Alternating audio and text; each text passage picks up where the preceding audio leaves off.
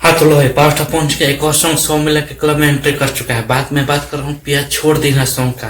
पता तो इस सॉन्ग को लेकर पास्ट पहुंच में रास्ता से में कंट्रोवर्सी हुआ था। खैर छोड़िए इस बात को। बता दो कि ये सॉन्ग सुन के मुझे तो 2008 वाला पहुंचिंग याद आ जाती है भाई। क्या जबरदस्त गाया इस सॉन्ग को।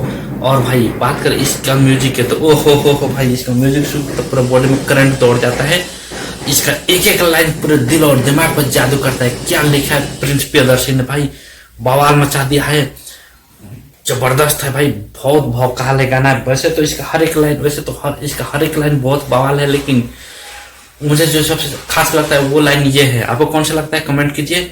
बाकी मैं पास्ट ऑफ पवन सिंह और टी सीरीज के मालिक को इस बात के लिए बता दूं कि ऐसे ही बहुत सॉन्ग लाते रहिए और हमारे भोजपुरी समाज को इंटरटेन करते रहिए। बता दें कि आपको कैसे लगा कमेंट कीजिए। चैनल पर नए चैनल को लाइक करें, सब्सक्राइब करें, वीडियो खूब शेयर करें। और बहुत जबरदस्त है सॉन्ग है भाई, और सबने कमाल मेहनत किया। थैंक यू, धन्यवाद।